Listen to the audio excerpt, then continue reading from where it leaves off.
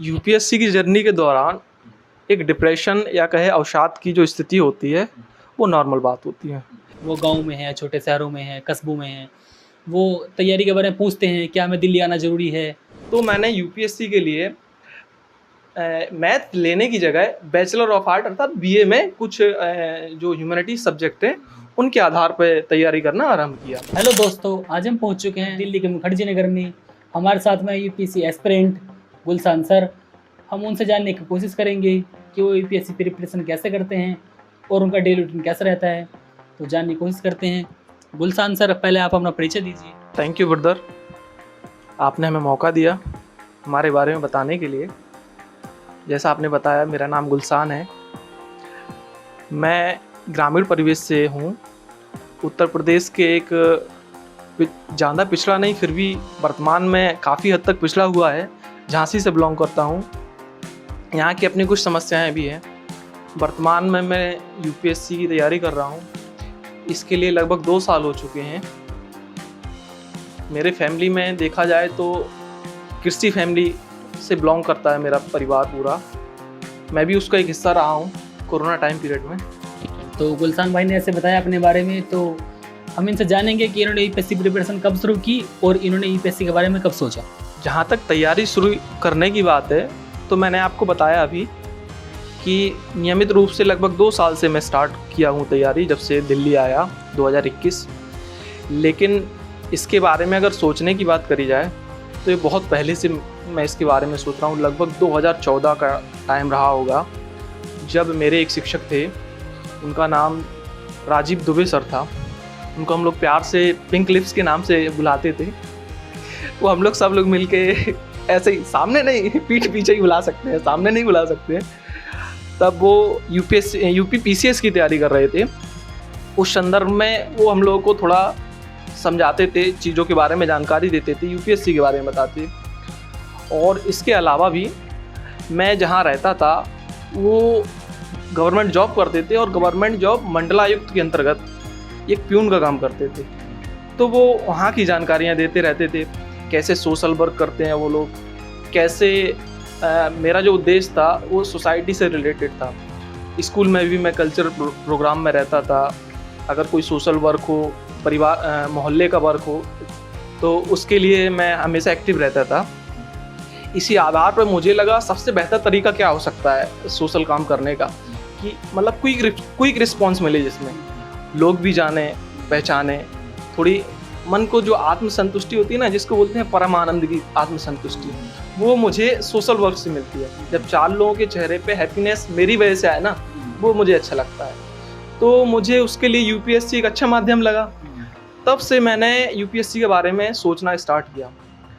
इसी संदर्भ में मैंने ग्रेजुएशन भी अपना यूपीएससी के अकॉर्डिंग किया। जबकि मैं मैथ के लिए मेरे जो टीचर थे ना, वो प्रेशर दे रहे थे कि आप मैथ में वर्क करो, मैथ में वर्क करो, क्योंकि मुझे मैथ भी बहुत पसंद था, आज भी पसंद है मैथ। लेकिन मुझे इस फील्ड में आना था।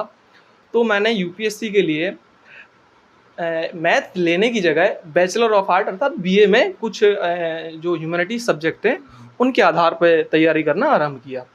बस इतना ही है। और लगभग 2021 में दिल्ली आया। मैं पहली बार दिल्ली 2019 में आया था, इंटर की जस्ट बाद। लेकिन कुछ यहाँ आकर पता चला, कुछ सीनियर्स से पता चला कि ये बहुत जल्दी हो जाएगा।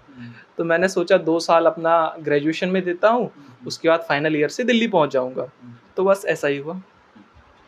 तो जैसे गुलशन भाई ने अपने बारे में बहुत लंबा परिचय दिया, और अब इनसे पूछेंगे कि ये अपनी प्रिपरेशन सेल्फ स्टडी करते हैं या फिर कोचिंग लेते हैं। तो गुलशन भाई, आप बताइए, कोचिंग लेते हैं कि सेल्फ? मेरा यहाँ आने का उद्देश्य ही था कि मैं कोचिंग से तैयारी करूँगा। इसके पीछे कई रीज़न होते हैं। उनमें से एक रीज़न था कि कोरोना टाइम पीरियड में मुझे टीचरों का गाइडेंस नहीं मिला, क्योंकि मेरा ग्रेजुएशन कोरोना टाइम पीरियड में हुआ 2019 से 2022 के बीच में। तो इसमें लगभग 1 से 1.5 साल जो कोरोना टाइम पीरियड रहा, वो मुख्य टाइम था जब आपको अपने आप को अपडेट करना था और एक यूपीएससी की तरह आप एक स्टूडेंट बन सकते थे, क्योंकि वहाँ पर सोशल और कल्चरल बहुत इम्पैक्ट पड़ता है, आप अगर ग्रेजुएशन कंटिन्यू और यूनिवर्सिटी या अपने कॉलेज से कर रहे हैं। लेकिन ये मौका नहीं मिला। तो फिर मेरी मजबूरी थी एक ऐसी सोसाइटी में जाने की जहाँ से मैं इस तैयारी को अपना आरंभ कर सकूं। तो इसलिए मुझे दिल्ली आना ज़रूरी था और कोचिंग करना भी आवश्यक पड़ा। तो आप किस कोचिंग इंस्टीट्यूट में पढ़ते हैं भैया? अभी मैं दृष्टि आईएएस से कोचिंग कर रहा हूँ। मैं F38 फाउंडेशन 38 बैच का स्टूडेंट रहा हूँ और लगभग सिलेबस कंप्लीट होने की कगार पे। तो गुलशन भाई ने बताया तो दृष्टि इंस्टीट्यूट पढ़ते हैं, F38 बैच है इनका और 2021 में एडमिशन लिया। तो अच्छा आप ये बताइए, जैसे आप कोचिंग से आते हैं तो आप रूम में पढ़ते हैं कि या फिर लाइब्रेरी ज्वाइन कर रखी है आपने? लोग यहाँ आकर लाइब्रेरी ज्वाइन करते हैं जिनको जैसा बेहतर लगता है। मेरी तैयारी, मुझे जब मैं पढ़ता हूँ ना तो मुझे बोल कर पढ़ने की आदत है, एक हैबिट ही है, तो लाइब्रेरी में हो नहीं सकता। इसलिए मेरी मजबूरी है कि मुझे अपने रूम में ही बैठकर पढ़ना पड़ता है। लेकिन कुछ लोग लाइब्रेरी भी ज्वाइन करते हैं, वो उनके लिए बेहतर है। लेकिन मेरे लिए बेहतर मेरा रूम होता है कि मैं अपने हिसाब से जहाँ चाहूँ जब चाहूँ कुछ भी कर सकता हूँ। थक गया लेट गया, रिलैक्स हुआ फिर उठ के पढ़ लिया, लेट के पढ़ लिया, बैठ के पढ़ लिया, जैसे मर्जी हुआ वैसे पढ़ लिया, बस पढ़ लिया। लेकिन लाइब्रेरी में नहीं कर सकते, तो मेरे लिए कंफर्टेबल रहता है। तो गुलशन भाई, जैसे आपने बताया कि आप रूम पे पढ़ते हैं, तो फिर रूम में आप कितने लोग हैं या रूम का खर्चा कितना आता है, यहाँ पे रूम कैसे मिलता है? ये बहुत अच्छा क्वेश्चन पूछा है आपने। रीज़न क्या है, यहाँ जितना रूम रेंट यहाँ के रेंट ओनर लेते हैं, रियल में उतनी सुविधाएं नहीं देते हैं, फैसिलिटीज़ उतना नहीं देते हैं। ये बहुत बड़ी दिक्कत है यहाँ की। लेकिन फिर भी क्या करें, मजबूरी है, देना पड़ता है, तैयारी कर रहे हैं तो लगभग 8 से 9 हज़ार रुपये यहाँ रूम रेंट सिंगल रूम का मिलता है। अगर आप 2 BHK रह रहे हो, इससे पहले मैं 2 BHK में भी रहा हूँ दोस्तों के साथ, तो लगभग 15 से 16 हज़ार में मिल जाता है। तो इन्होंने बताया कि ये रूम रेंट इनका 9,000 है। ये लोग 2 लोग रहते हैं, मैंने पूछा था इनसे, एक इधर भी हैं। तो अब ये बताइए, जैसे बच्चे यूपीएससी की तैयारी करते हैं, बहुत लंबे समय तक इसकी तैयारी होती है, उसके बीच में डिमोटिवेट भी फील करते हैं बच्चे, तो उसके लिए जैसे आप भी क्या डिमोटिवेट फील करते हैं या आप डिमोटिवेट फील करते हैं, तो फिर उसके बाद में आपका क्या रिस्पॉन्स होता है? यूपीएससी की जर्नी के दौरान एक डिप्रेशन या कहे अवसाद की जो स्थिति होती है वो नॉर्मल बात होती है, लेकिन उस अवसाद में बने रहना वो दिक्कत कर जाता है। इसी कारण आपने कुछ घटनाएं सुनी होंगी, कोटा की जो घटनाएं हैं, दिल्ली में भी लास्ट टाइम जब रिजल्ट आया था तो एक बच्चे ने फांसी लगा ली थी। ये सारे डिप्रेशन के रीज़न होते हैं, क्योंकि वो एक लंबे टाइम से अवसाद से ग्रस्त है। सभी होते हैं, नॉर्मल बात है। अगर नहीं होते हैं तब दिक्कत है, अगर हो रहे हैं तो मतलब आप तैयारी कर रहे हो। सर बताते हैं, विकास सर का आप लोगों ने सुना होगा, और भी कई सारे टीचर्स हैं, ओझा सर हैं, तो ये सब लोग इस बारे में बताते हैं। हम लोग यहाँ आकर ये फील भी करते हैं, ये वास्तविक है। तब जब भी हम लोग डिमोटिवेट होते हैं तो हम लोग क्या करते हैं, दोस्तों से बात करना, ठीक है ना, दोस्तों से बात करना है, फैमिली से बात करना है, कुछ ऐसे लोगों से बात करना जो हमें मोटिवेट कर सके, अपने शिक्षकों से बात करना है। इसके अलावा कुछ मूवीज़ देख लेते हैं जैसे जो आपको मोटिवेट करते हैं। अभी उदाहरण में देखा जाए तो यूपी एस्पायरेंट्स एक सीरीज़ बनी हुई है, वो आपको मोटिवेट कर देती है। और देखा जाए 12th फेल, कुछ बुक्स हैं, 12th फेल है, डार्क हॉर्स है, ये कुछ आपकी स्पेशली यूपीएससी एस्पायरेंट्स के लिए बनाई गई हैं। तो ये आपको मोटिवेट करती हैं और आपको फिर से बूस्ट कर देती हैं, एनर्जेटिक कर देती हैं। अब अवसाद में आना तो नॉर्मल है, इसलिए अगर आप इसमें आते हैं तो आपको थोड़ा बहुत पढ़ते रहना चाहिए, जानते रहना चाहिए, खाली किताबों से नहीं, सोसाइटी से घूमना फिरना। मन पढ़ने में नहीं लग रहा है तो आपको बाहर जाकर, दिल्ली में रह रहे हैं तो फिर आप दिल्ली में कई सारे कल्चरल इंस्टीट्यूट्स हैं, वहाँ जा सकते हैं आप लोग। इसके अलावा अगर आप लोकल एरिया में हैं जहाँ आप ऑनलाइन तैयारी कर रहे हैं तो आप वहाँ आसपास डिस्ट्रिक्ट मजिस्ट्रेट ऑफिस होता है, वहाँ जाकर अपने आप को मोटिवेट कर सकते हैं। तो जैसे ये बता रहे थे अपनी जर्नी के बारे में, इन्होंने बताया तो रूम के बताया, ये सब कुछ बताया, किस इंस्टीट्यूट में पढ़ते हैं, तो मैं जानने की कोशिश करूँगा आपसे। जैसे हमारी वीडियोस में कमेंट्स आते हैं काफ़ी बच्चों के, वो गांव में हैं, छोटे शहरों में हैं, कस्बों में हैं, वो तैयारी के बारे में पूछते हैं क्या हमें दिल्ली आना ज़रूरी है, तो आप उन्हें क्या उन्हें सजेशन देना चाहेंगे आप?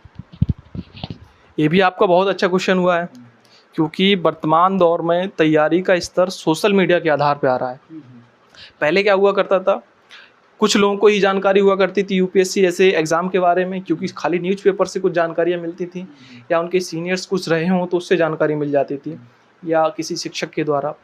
लेकिन वर्तमान में क्या है कि सोशल मीडिया ने आपको बहुत ज़्यादा इम्पेक्ट किया हुआ है। तो जो शॉर्ट्स चल रही हैं ना, रील्स, उनको देखकर लोग बाग तैयारी करना चाह रहे हैं कि बड़ा सपना, बड़ी सी गाड़ी, बड़ी सी बत्ती, बड़ा सा रौब, कोई आएगा दरवाज़ा खोलेगा। अगर आप ये सब सोच कर तैयारी करना चाह रहे हैं तो मैं ही नहीं, मतलब शिक्षक भी यही कहते हैं, जो अच्छे शिक्षक होते हैं वो हमेशा ये कहेंगे कि आप तैयारी ना करें तो बेहतर है।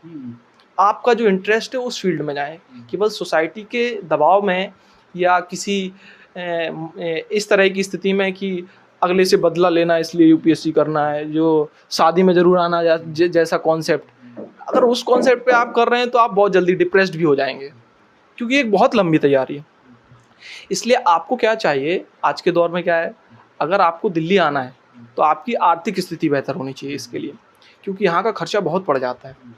इसके अलावा वर्तमान में तो बहुत अच्छी सुविधाएं हो गई हैं कि आपको इंटरनेट के माध्यम से ऑनलाइन सिलेबस मिल जा रहा है, ऑनलाइन डाटा मिल जा रहा है, न्यूज़पेपर पढ़ना है ऑनलाइन मिल जा रहा है, किसी भी तरह की क्लासेस चाहिए ऑनलाइन मिल जाती हैं। तब फिर इस स्तर को देखते हुए अगर आपने ग्रेजुएशन ठीक से किया हुआ है, तब मैं ये कहूँगा अपनी तरफ से ही नहीं, मतलब आप और भी लोगों से बात करेंगे तो वो भी यही सलाह देंगे कि आप दिल्ली ना आए तो बेहतर है, क्योंकि यहाँ का न केवल आर्थिक प्रॉब्लम होगी, यहाँ की सोसाइटी का बहुत बड़ा इशू है।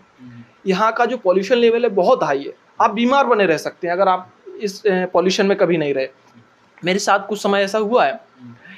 तो आपको ये देखना चाहिए, सारे फैक्टर देखना चाहिए कि आपके जो फाइनेंशियल कंडीशन है वो कैसी है, आपका जो बॉडी का हेल्थ इशू है वो कैसा है, आपकी बॉडी इस लेवल का पॉल्यूशन झेल सकती है या नहीं झेल सकती है, आपको ये भी देखना चाहिए इस चीज़ के लिए। तब फिर मैं यही कहना चाहूँगा कि अगर आप एक सीरियस कैंडिडेट हैं तो लोग करते भी हैं घर से रहकर, जैसे दिव्या तंवर जी ने या सेल्फ स्टडी करके दिव्या तंवर जी ने अपने घर से रहकर क्वालिफाई किया था, अच्छा रैंक भी लगा था, आईपीएस मिल गया था। तो आप अगर सीरियस कैंडिडेट हैं और आप सच में करना चाहते हैं तो आप घर से भी कर सकते हैं। अगर आपके पास आर्थिक कंडीशन अच्छी है और आप दिल्ली आने के लिए सूटेबल हैं तो यहाँ भी आ सकते हैं, कोई दिक्कत नहीं है, कोई इश्यू नहीं है इस चीज़ के लिए। तो गुलशन भाई ने अपने बारे में हमें बहुत सारी चीज़ें बताई, काफ़ी अच्छी, इनसे बात करके बहुत अच्छा लगा। तो हम ये अभी वीडियो यहीं पे ख़त्म करते हैं, और अगर आपका कोई भी इशू है, कोई भी डाउट है तो आप कमेंट बॉक्स में लिख सकते हैं, हम आगे की वीडियो में उसका आंसर देने की कोशिश करेंगे।